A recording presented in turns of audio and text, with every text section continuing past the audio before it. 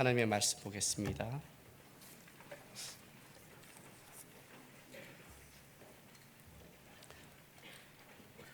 누가복음 4장 38절부터 44절까지 보겠습니다.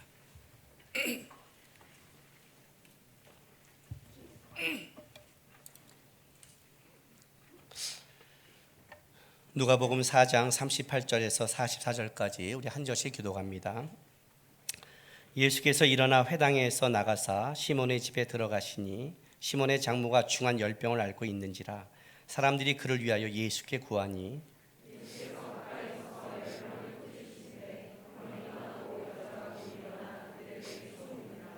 해질 무렵에 사람들이 온갖 병자들을 데리고 나오매 예수께서 일일이 그 위에 손을 얹으사 고치시니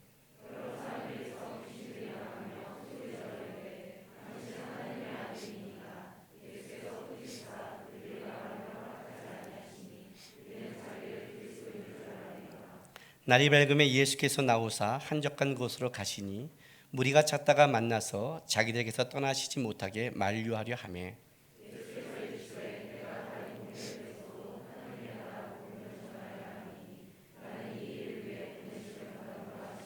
갈릴리 여러 회당에서 전도하시더라. 아멘.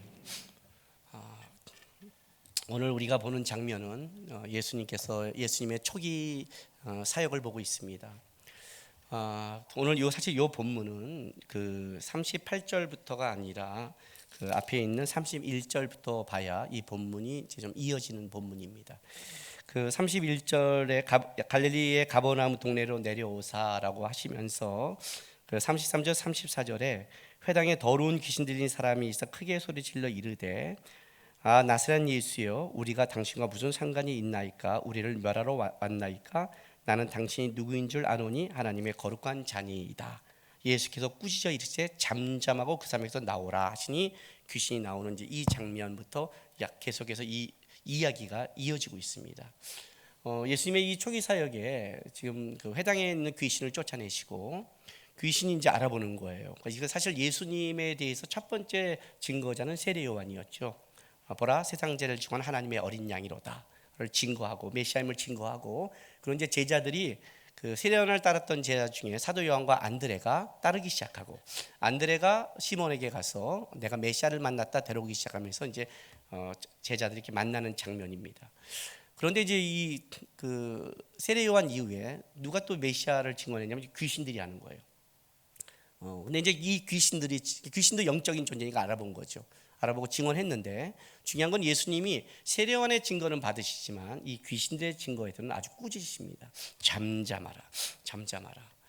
여기는 굉장히 중요한 이유가 있는데 어쨌든 여러분 이 귀신들의 이 증거를 예수님이 이제 입을 꾸짖는 가장 큰 이유 중에 하나는 예수님은 귀신들의 증거로 그런 증거받기를 원치 않으십니다. 왜냐하면 원래 귀신들이라는 것은 그 정직과 또 진리와 관계가 먼 자들입니다. 여러분 우리가 이단들의 가장 그 큰 피해가 뭐냐면 이단들 안에 그 100% 그들이 틀린 게 아니죠. 이단들 안에 반이 맞은 게 문제가 되죠. 그러니까 이단에 갔다 오면 그것이 우리에게 헷갈리는 거예요. 구원파가 지나간 다음에 우리는 구원 이야기를 해야 되는데 구원 이야기를 못하죠. 구원 그럼 구원파인 줄 알죠. 다미 선교회가 지나간 다음에 종말론을 얘기하면 너가 다미야 이렇게 말해요. 그러니까 그들도 진리를 얘기하는데 왜곡시키는 거예요. 예수님은 귀신의 증언을 받기를 원하지 않고 귀신과의 대화도 귀신과의 어떤 것도 원치 않습니다. 과감히 끊어버렸습니다. 꾸짖어서 쫓아내버렸습니다. 근데 그리고 나서 또 이제 시몬의 그 장모의 열병을 고치는 이 장면이 이어져 가는 겁니다. 근데 오늘 이 예수님의 초기 사역의 이적인데 귀신을 쫓아내고 열병을 고치고 수많은 사람들의 또 귀신을 쫓고 병을 고치고 이제 이 장면을 오늘 쭉 다루고 있는 겁니다. 쭉 다루고 있는데 요 본문의 이 기적 이후에 나오는 본문이 바로 누가복음 5장의 베드로의 부르심입니다. 그렇다면 베드로가 주님 앞에 제자가 된다는 것, 제자로 돼서 살아간다는 것이 우리가 흔히 생각하는 제자가 된다는 것과 약간 차이가 있습니다. 우리는 이제 제자 그러면 어떤 생각을 하면 이런 생각을 하는 거예요. 그러니까 성경에서 말하는 마가복음처럼 예수가 부르신 곧 따르더라. 그래서 제자란 어떤 느낌을 갖냐면 진짜 주님 앞에 굉장한 결단을 하고 부르심을 입고, 그리고 뭔가 좀 다르구나. 물가에서 고기를 잡고 있는데 지나가다가 예수님께서 따라와 그랬더니 예 하고 부모도 버리고 배도 버리고 쫓고, 마태가 세관에 있는데 따라와 그랬더니 예 하고 세관과 그 많은 재산들을 버리고, 뭔가 제자의 부르심은 사도요는 좀 다르구나라고 생각하고 있지만, 오늘 우리 본문에 보면 이 수많은 이적을 일으키고 있음에도 불구하고 아직 베드로는 완전히 주님 앞에 따르지 않았다는 거죠. 지금 이 본문이 그 과정을 얘기하고 있는 겁니다. 사실 그 요한복음에 보면 맨 처음에 그 세례 요한의 증거를 안드레하고 사도 요한이 듣습니다.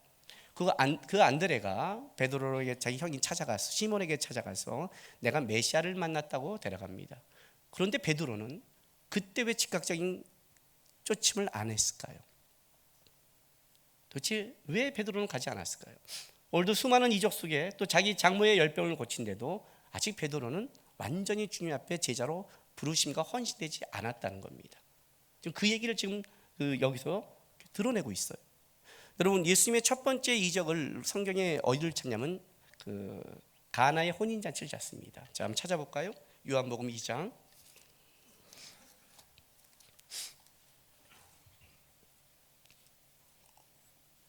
11절 한번 보겠습니다.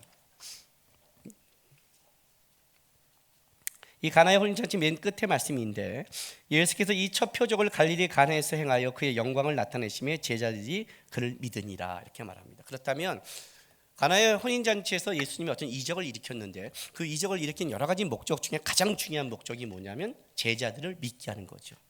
그래서 제자는 누굴까요? 도대체 어떤 제자가 있었을까요? 예수님께서 제자를 뽑는 과정을 보면 한 번에 12명을 완전히 딱 불러서 12명을 제자로, 그러니까 우리 입시처럼 내가 제자를 뽑는다 해서 12명을 선착순으로 딱 뽑거나 뭐 입시를 보거나 12명을 채워서 그 12명을 데리고 갔고, 그런 식으로 하지 않았다는 겁니다. 이 가나의 혼인잔치는 지금 우리가 있는 성경 본문보다 앞서 있는 겁니다. 시간적으로 앞서 있는 거예요. 그러니까 실제 오늘 이 이적 전에 뭐가 있었냐면 뭐예요? 첫 번째 표적이니까 가나의 혼인잔치는 훨씬 앞에 있는 거죠. 여기 이 뒷부분에 이 가나의 혼인잔치에 있는 이 부분의 제자 중에 저는 가룟 유다는 없다고 생각합니다. 왜냐하면 예수님께서 부르는 것이 12명을 세팅한 게 아니라 그 과정을 따라, 시간을 따라 뽑기 시작합니다. 마태가 예수님을 쫓을 때에는 훨씬 더 많은 이적을 경험한 거죠. 많은 걸 들었죠. 그걸 듣고 있는 거예요, 마태는요. 예수님이 여러분 공생의 기간이 3년입니다. 긴 시간이 아니죠. 3년 동안 제자를 양육하고 그 제자를 통해 하나님의 나라의 일을 맡겨야 되는 것이 예수님이 사역인데, 그 3년이 얼마나 짧은 시간인데 빨리 그 제자를 불러다가 교육시키기도 급한 그분께서 어떻게 제자를 부르는 이 순서가 이렇게 시간 걸려서 뽑고 있는지, 왜 베드로가 이렇게, 베드로 같은 자가 그때 예수님을 메시아라고 불렀다면 쫓아가지 않고 왜 아직도 베드로는 물고기를 잡고 있는 건지, 베드로는 왜 왔다 갔다 하고 있는 건지, 분명히 예수를 알고 있고, 예수님이 누가복음 5장에 보면 분명히 내가 말씀을 전하려고 배를 띄우러 갈 때 띄우고 그분을 알고 있게 순종할 수 있는데, 그는 완전히 예수님을 쫓아가지 않고 있는 거죠. 오늘도 이 수많은 이적을 보고 있는데 이 이적 속에 베드로는 아직 결단하지 않고 있는 거예요. 무슨 말이냐면 우리가 하나님 앞에 부르심을 받고 하나님을 쫓는다고 할 때 우리는 어떤 걸 갖고 있냐면, 우리는 꼭 어떤 그 사건적으로 뭔가 이렇게 자기가 느끼고 받아들여만이 뭔가 하나님 앞에 결단했다고 생각합니다. 하나님 앞에 헌신된 사람들은 뭔가 이렇게 딱 결단을 하고 쫓아야 되고, 무슨 일을 하고 뭔가를 드러내야 되만이 제자답다고 생각하고 그렇게 만들어 가는데, 예수님 입장에서 본다면 그가 초기에 제자로 완전히 부름을 받아서 그렇게 교육시킨 거나 중간에 부른 거나 차이가 없다는 겁니다. 왜요? 그런 순서상의 문제가 아니라 결국 그와 예수님과 만나는 과정 속에 있다는 겁니다. 신앙은 방향성이라고 그러죠. 신앙은 방향성이라고 그럽니다. 회개하라, 천국이 갖고 왔다는 이 회개하라, 180도 방향을 돌이킨다라고 합니다. 그러니까 내가 살던 방향에서 주님의 상으로 틀어진 겁니다. 근데 좀 보십시오. 방향이 틀어졌다고 해서 그것이 신앙이 완성된 게 아닙니다. 우리가 이 방향을 가장 잘 지시하는 게 뭐냐면 그걸 나침판이라고 합니다. 그렇죠? 나침판을 보면 내가 서 있는 위치와 방향을 갖고 있습니다. 그러나 나침판은 방향은 보여주지만 그 방향이 가고 있는 삶의 과정 속에 무엇을 만날지의 과정은 설명하지 못하고 있습니다. 우리가 회개에서 천국을 갖고 왔다는 이 회개, 180도 방향을 돌이켜서 이제 주님을 바라보지만 우리가 주님을 바라보고 살아가는 이 과정에 대해서는 얘기하지 않고 있다는 겁니다. 그 과정에 가서 어떤 절벽을 만날지, 어떤 골짜기를 만날지, 어떤 물을 만날지는 모르는 겁니다. 그것은 가고 있는 겁니다. 그러나 방향은 맞습니다. 방향은 맞는 겁니다. 자, 시편 105편, 119편, 105절 보겠습니다. 시편 119편 105절입니다. 구약성경 894쪽.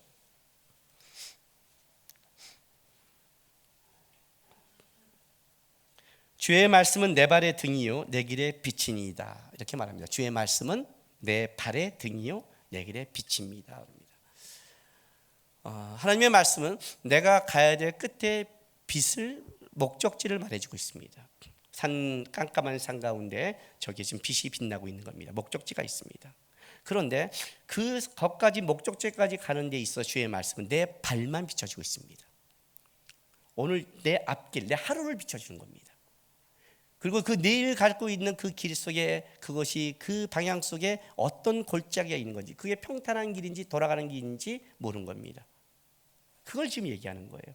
우리가 부산으로 갈 때 부산에 가는 여러 가지 과정이 있죠. 고속도로를 타고 갈 수 있고, 고속도로를 타고 하더라도 휴게소마다 만나는 게 다를 것이고, 어떤 사람은 또 다른 국도로 갈 수 있고, 어떤 사람은 부산을 가는데 나는 전라도를 돌아서 여행하듯이 갈 거야 하고 서해안을 따라 가는 사람도 있겠죠.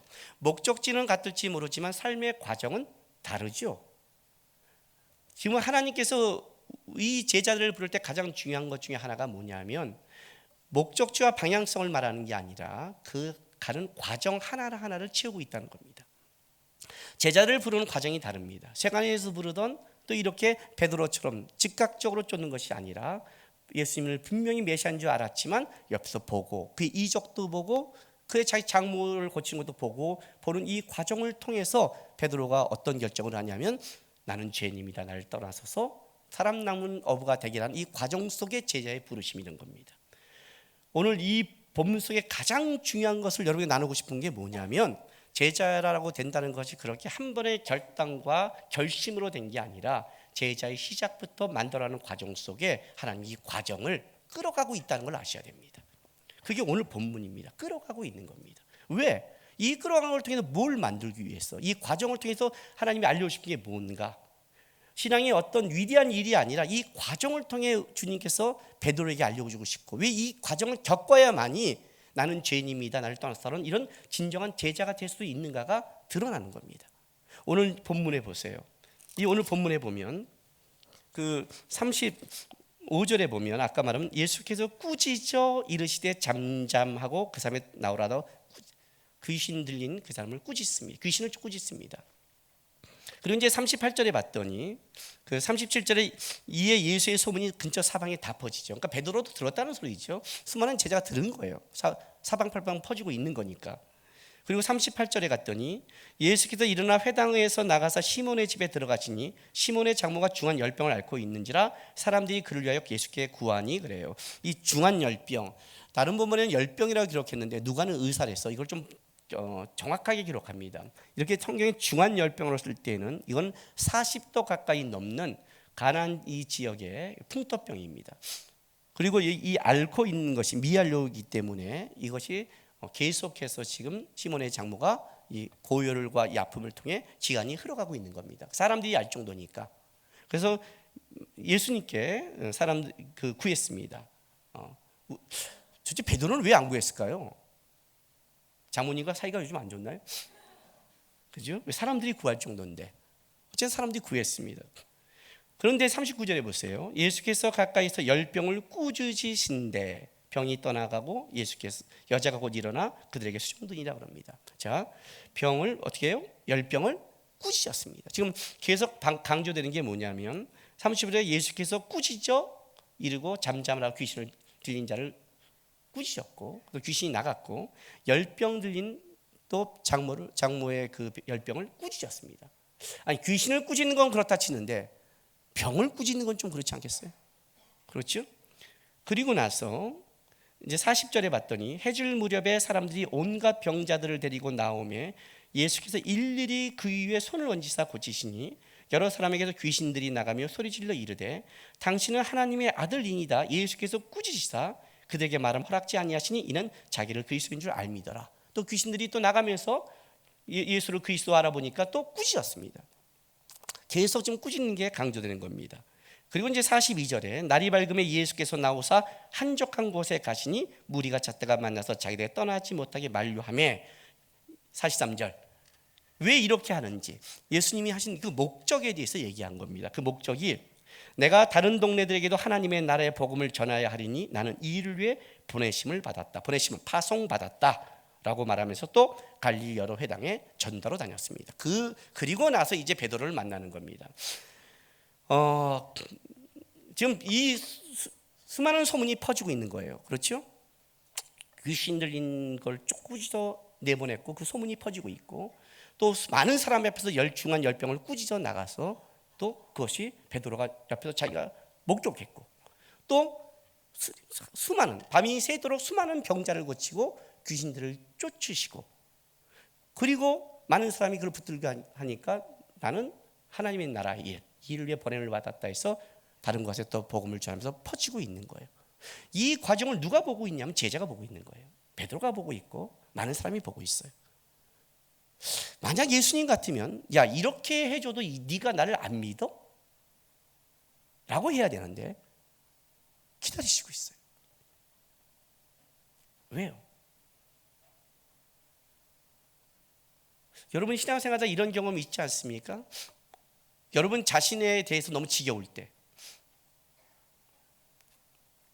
예수께 하나님께 이제 기도하는 것도 지겹고 내 생활에 고치지 않는 것도 지겹고 진짜 이거는 내가 주님 앞에 좀 헌신하고 가고 싶은데 여전히 바뀌지 않는 자기 자신을 보면 지겨울 때 있지 않습니까? 그 지겨움이 극하면 이런 생각이 들지 않으세요? 하나님 저를 믿으세요? 그냥 하나님 좀 강권적으로 하세요. 그냥 하나님 내 마음 내가 감당 못해요. 그냥 로봇처럼 그냥 하나님이 좀 확 마음 주셔서 했어요. 그런데 하나님이 절대 그 마음을 안 주고 갈등하게 만들고 끝까지 우리 생각에 인간의 자유의지란 절대로 쓸데없는 것 같이 느껴지는 것. 차라리 그냥 하나님이 그냥 쉽게 하면 좋겠는 것. 이런 생각 해본 적 있지 않으세요? 근데 주님 그렇게 안 한다는 거죠. 그렇게 만들지 않아요. 왜요? 하나님의 나라의 이 복음을 전하는 이 일에 대해서 주님이 그렇게 로봇나 의미 없는, 그러니까 쉽게 말할게요. 아무 영혼 없는 감정을 담은 확성기가 필요한 게 아니에요. 그걸 말하는 게 아니에요. 이 과정 속에서 베드로에게 원하는 게 있어요. 그게 뭐냐면 나는 진짜 죄인이고 당신 앞에 쓸 수 없다는 그 놀라운 사랑이 스스로 고백되기 원하는 과정을 밟기 원해요. 과정을 밟기 원해요. 왜 그럴까요, 여러분? 왜 이런 과정이 필요할까요?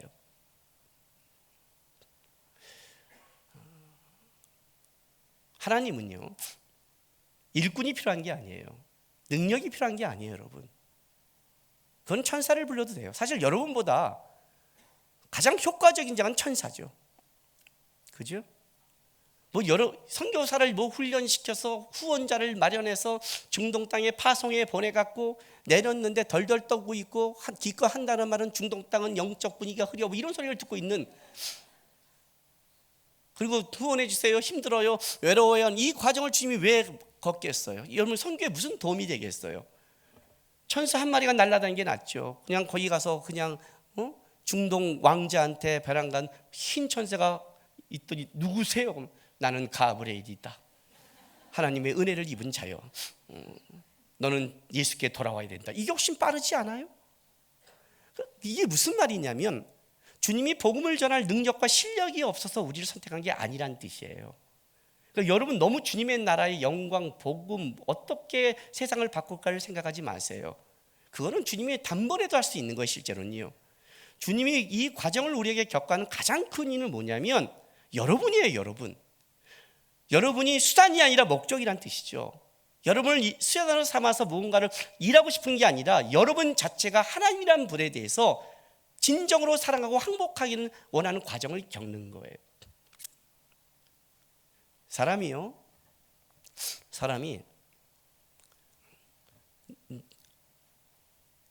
내 인생에 중요하다는 것은 자기 인생 속에 그것이 가치가 됩니다.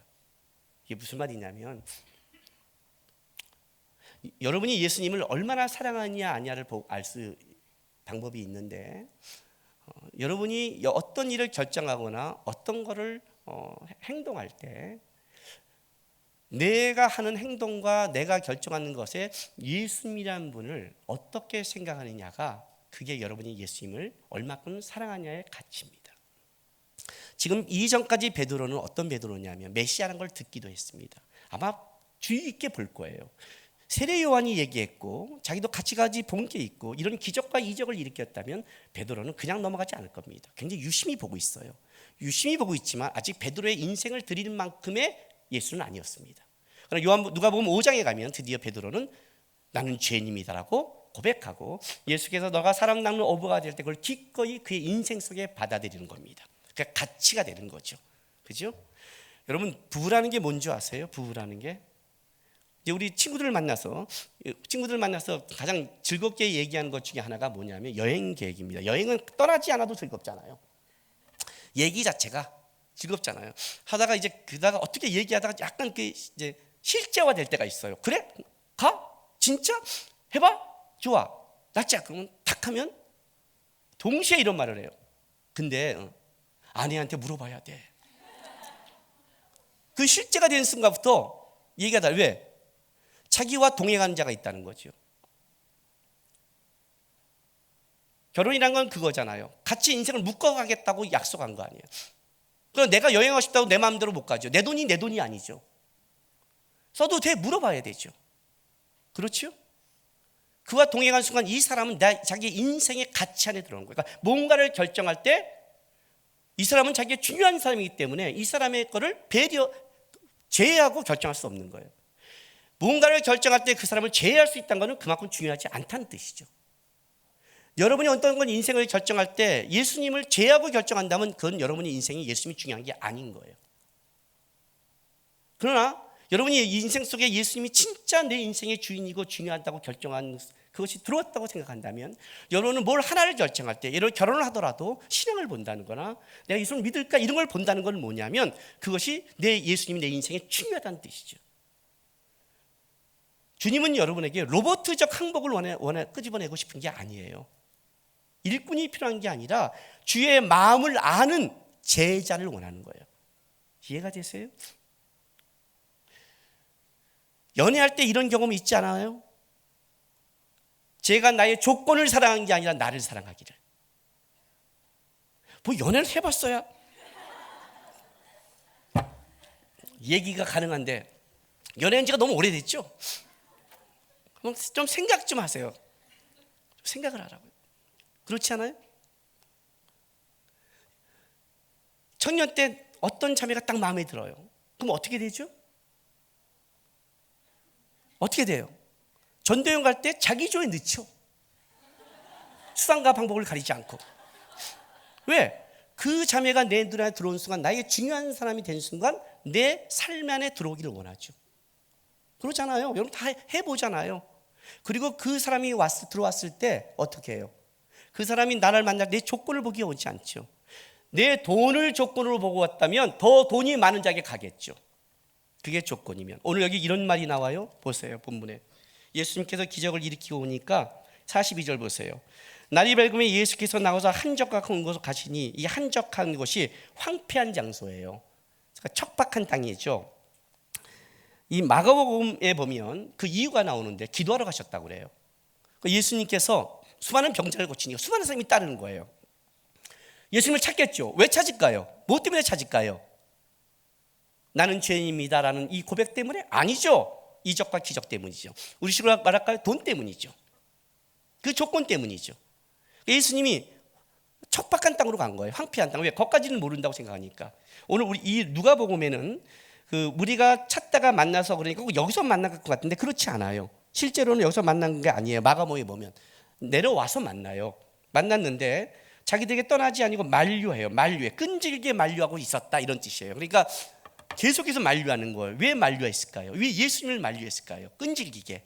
그들이 본 게 뭐예요? 이적과 표적이죠. 그거 아니에요.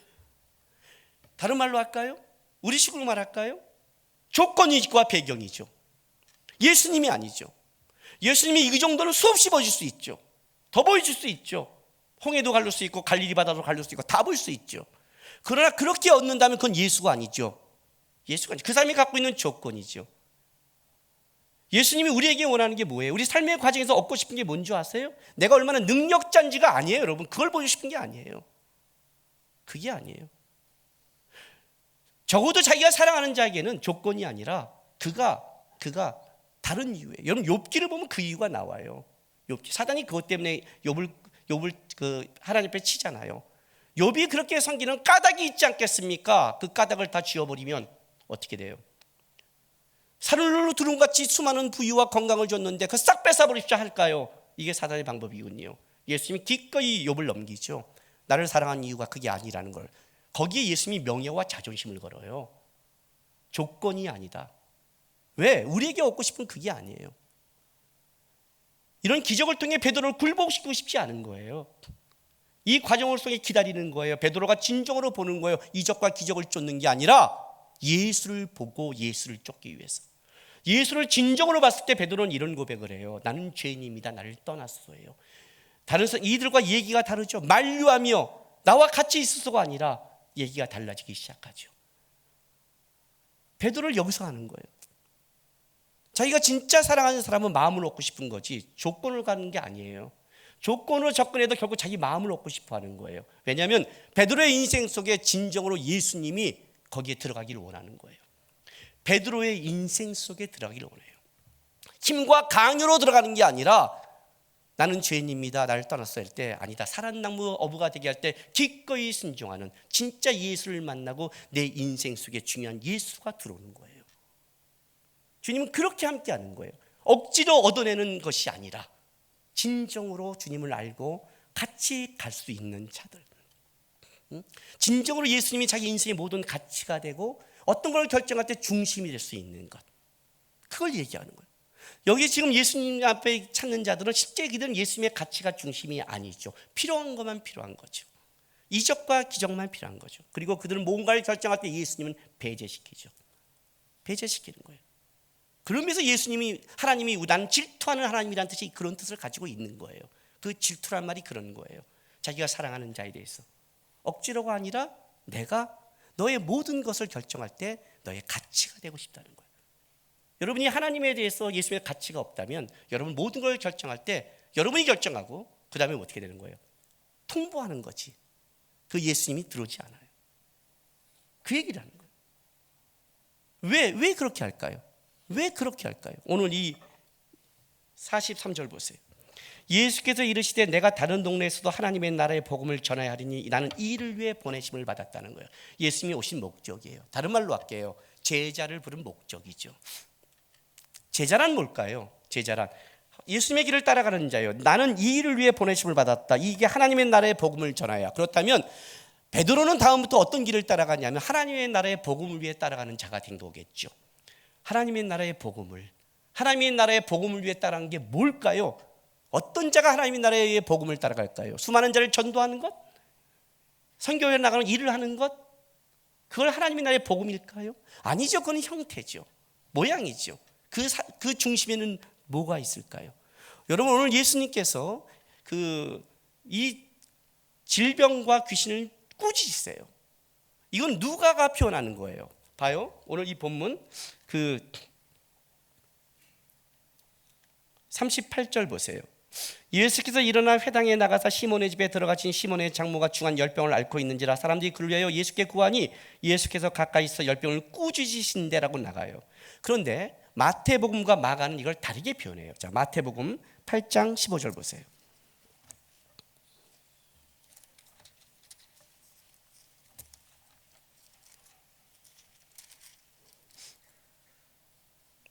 14절부터 제가 읽어드릴게요.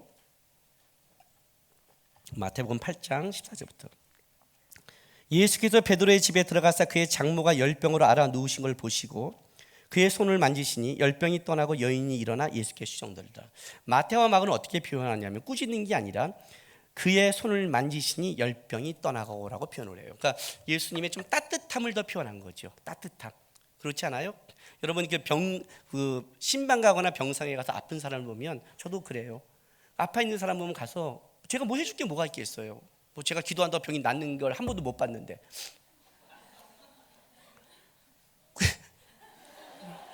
그 기대 찬 눈빛만 부담스러울 뿐이에요.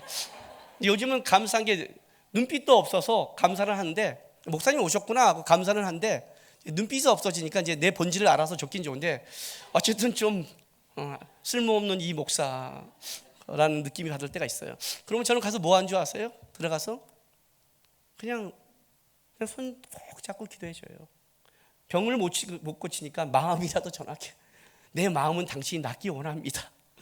주님, 맨날 속으로 그래요. 목사의 기도는 가끔 역사해야 되는 거 아니에요? 이런 말, 그런 안타까움밖에 없어요. 그지요? 그러니까 여기는 마태는 지금 마가와 마태는 예수님의 어떤 따뜻함을 좀 얘기하고 있죠. 근데 보세요. 누가복음 다시 보세요. 누가는요 이렇게 표현을 해요. 봐요. 39절에 예수께서 가까이 섰어요. 열병을 꾸짖어요. 그러니까 여론이 지금 열병가 누워 있는데 딱 목사님 들어오더니 딱 보더니 목사님 오셨어요? 딱 하더니 이 열병아 어디 썩 나가라고 막 화를 내는 거예요. 깜짝 놀라지 않겠어요? 순간 목사님 뭐 나한테 화내고 있나? 우리 가끔 그잖아요. 뭘 빙자에서 혼내는 거 있잖아요. 병이 나갔기 망정이지 안 나갔으면 진짜 화낸 거잖아 이거. 그죠? 손도 안 잡고 따뜻함을 표현하지 않는단 말이죠. 뭐예요? 분노죠. 열병에 대한 분노를 표현하고 있는 거예요. 앞에도 귀신들에게 꾸짖어요. 분노예요. 또 뒤에도 그렇죠? 봐요. 뒤에 보세요.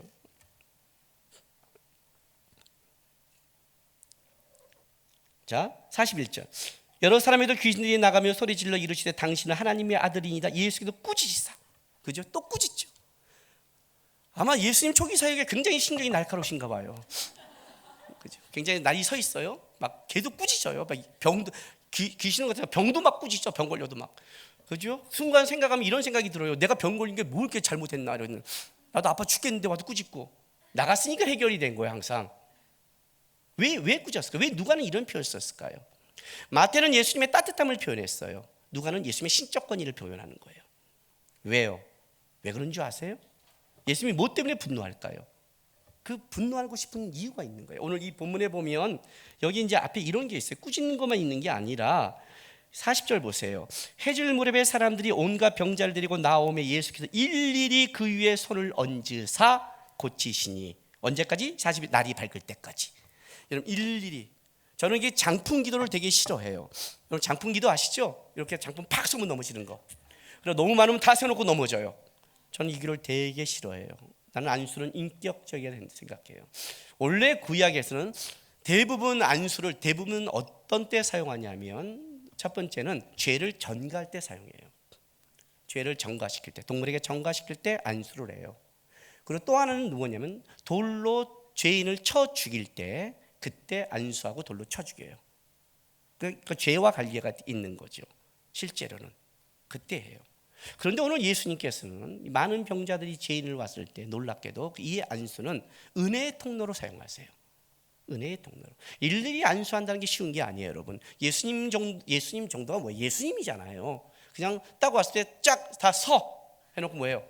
서. 병아 나가! 다 나가잖아요. 샥 고쳐주면 되잖아요. 예수님이 그걸 못 하시겠어요? 왜 일일이 안수를 했을까요? 그는 할 수 있는 분임에도 불구하고. 우리가 백부장 하인의 이야기도 알잖아요. 백부장 하인도 예수님이 가려고 할 때 뭐래요? 백부장이요. 나도 하인을 왔다 갔다 부리는데 말씀만 하십시오 하잖아요. 그리고 낫잖아요. 예수님이 그걸 못해요? 할 수 있죠. 근데 일일이 안수를 했단 말이에요. 그러니까 예수님이 꾸짖는 게 그게 이유가 아니에요. 예수님이 뭐가 지금 마음에 분노하신 줄 아세요? 귀신에 눌려 있고 병에 눌려 있고 죄에 눌려 있는 자기 사람들에 대한 안타까움이 있는 거예요.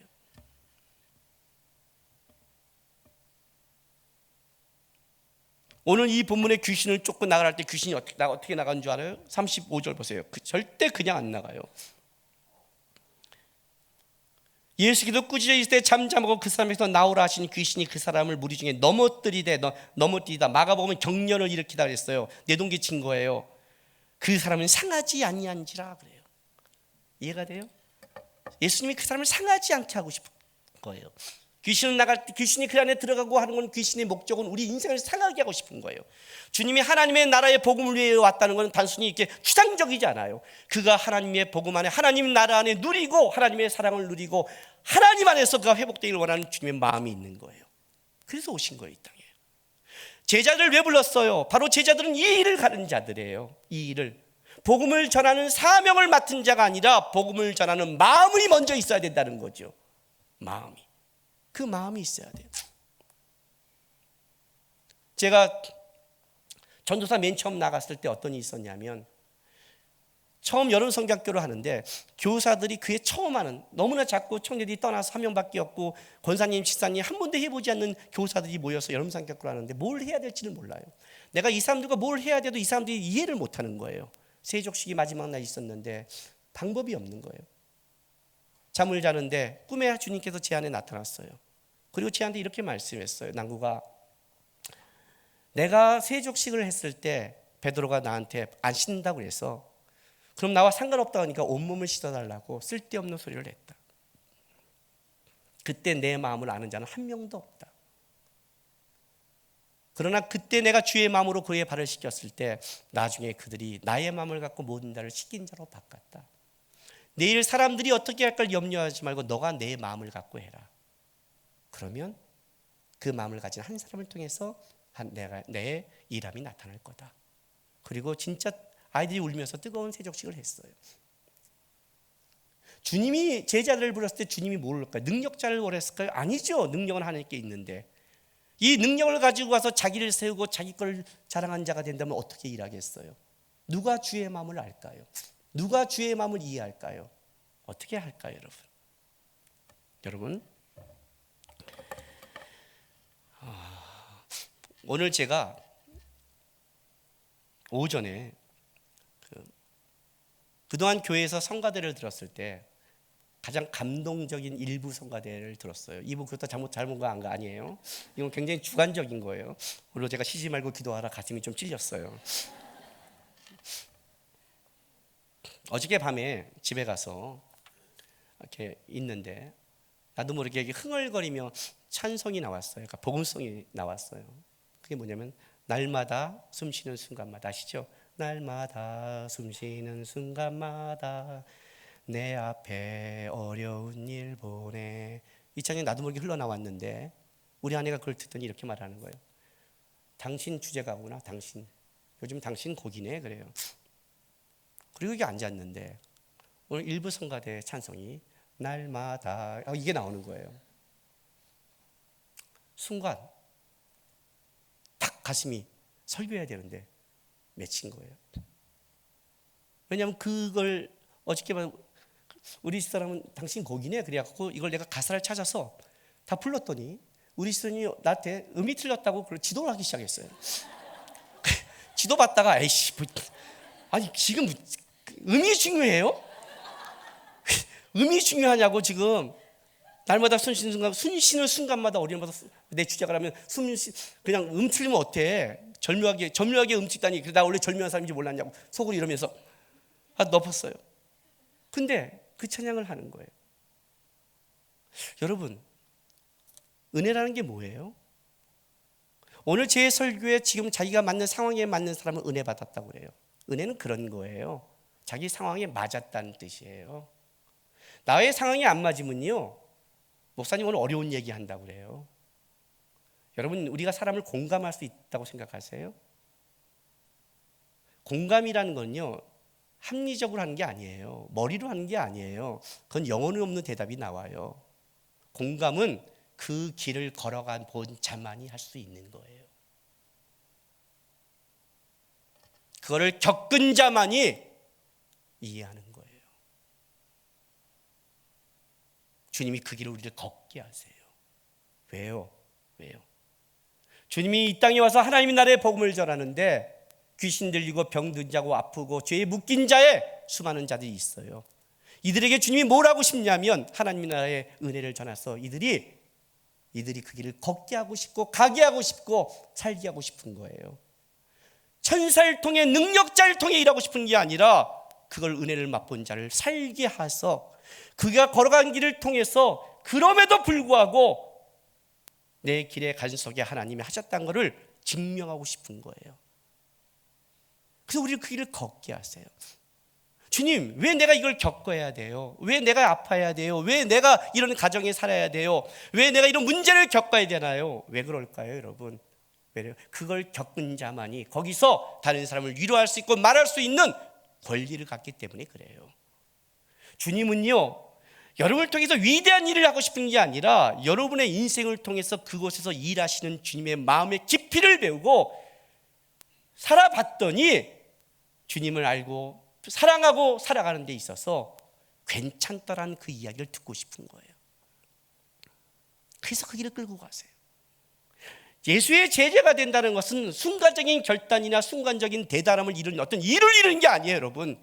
제자가 된다는 것은 주의 마음을 알고 살아가는 거예요.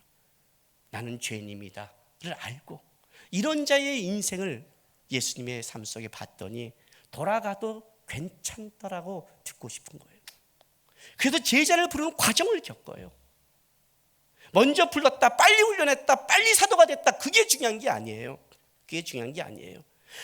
성령 하나님의 안에서 살아가면서 필요한 능력과 그거는 그때그때 줄 수 있는 거예요. 그러나 사랑과 마음은 주는 게 아니라 내가 겪으면서 내 안에 주님의 그 위대함이 내 안에 들어와야 되는 거예요. 오늘 그걸 기꺼이 베드로는 지금 이걸 보고 있어요. 그 복음을 보고 있어요. 아직도 베드로는 나는 죄인입니다 할 떠서는 고백이 안 나와요. 그러나 주님은 괜찮아요. 왜요? 베드로가 이 과정을 통해서 예수님을 더 깊게 알기 원하니까. 그래야 어디 가도 예수의 마음을 아니까. 진짜 공감하니까. 내가 왜 청년들에게 설교할 수 있는 줄 아세요? 나는 청년의 시절을 누구보다 깊게 지나가는 사람이에요. 내가 버텼다 해서 그런 게 아니라 청년들의 상담 속에 내가 그 마음을 알아요. 가정과 재정과 무너지는 마음을 저는 알고 있어요. 이해가 되세요? 그래서 그 길을 가는 거예요. 위대한 일을 하는 게 아니에요. 2016년도 한 해는요, 저희 인생에서 좀 빼고 싶은 한 해예요. 여러분들은 잘 몰라요. 우리 아내도 다 몰라요. 그런데 우리 아내가 옆에 보고 있으면서도 숨 쉬는 순간마다 어려운 일을 본다고 내 주제가라고 말할 만큼 숨 쉬기가 힘들어요. 근데 괜찮아요. 저는 괜찮아졌어요, 어느 날. 왜 그런 줄 아세요? 괜찮다니까 미쳤다는 게 아니에요. 지나가고 나서 내가 얘기해 드릴게요. 또 주님을 배울 수 있는 시간이라고 생각이 드니까 그냥 걷기로 했어요.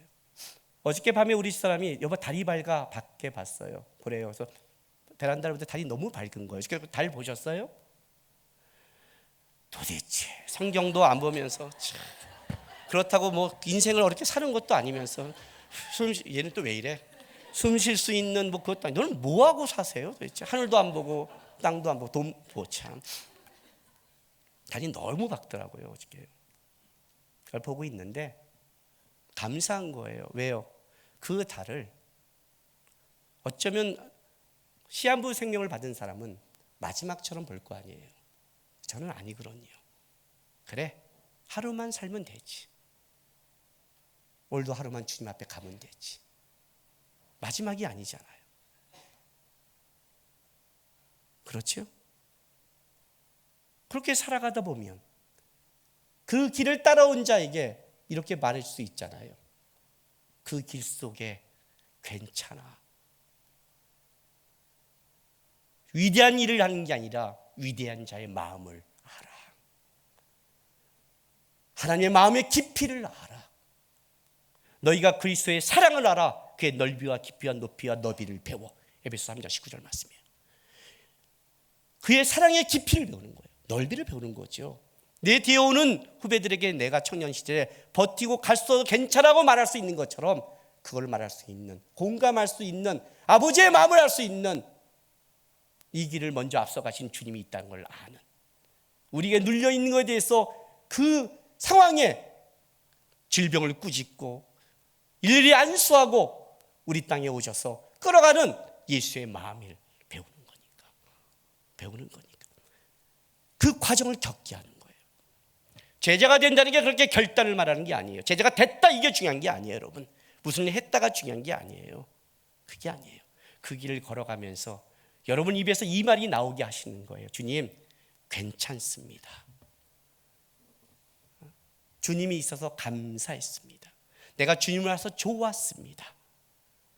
충분히 감사합니다는 이 고백을 주님이 어떤 물리적인 게 아니라 우리 인생을 통해서 그 인도한 길을 고백하기 원하는 거예요. 어떠한 일이 있어도 난 주님이 내 인생의 가치로서 주님을 안에서 결정할 수 있는 그런 자가 됐습니다. 그게 예수를 믿는 거고 제자가 된다는 거예요. 그걸 가르쳐 주는 거예요. 이해가 되세요? 신앙의 그릇이 넓고 싶다는 것은 공감할 수 있는 능력과 통이 넓어야 되는데, 그러려면 그 삶의 과정을 겪어야 돼요. 예수님이 아직도 여러분의 손님이고 여러분의 인생에 밖에 있고 중요한 어떤 결정할 때 밖에 있다면 그건 중요한 존재가 아니에요. 중요한 자는 항상 자기가 뭘 결정할 때 떠올려야 되고 그분의 의견을 들어야 되고 함께하는 거예요. 예수님 앞에, 기다리신 예수님 앞에 한번 한 발자국 가보세요. 그리고 그 과정을 겪으세요. 아셨어요? 겪으세요. 그리고 뒤에 오는 자에게 힘이 되세요. 저 믿음의 선배를 보니 가도 되겠구나 하는 제자가 되길 바랍니다. 기도합시다. 이 시간에 우리 다 같이 기도합시다. 주님, 이적을 해가고 표정하고 문제가 해결되기를 보다는 먼저 거기서 내가 주의 마음과 주님을 사랑하는 것을 더 깊어지기를 원합니다. 내가 지나온 삶 속에 문제가 해결돼서 기뻤다고 말하는 게 아니라 이렇게 살았어도 내가 주님 알고 배우고 주님을 쫓아가는데 괜찮다고 그렇게 따라온 자에게 말할 수 있는 믿음의 선배의 삶을 살아갈 수 있도록 도와주십시오라고 우리 이 시간에 고백하고 결단하겠습니다. 기도하겠습니다. 아버지 하나님 감사합니다.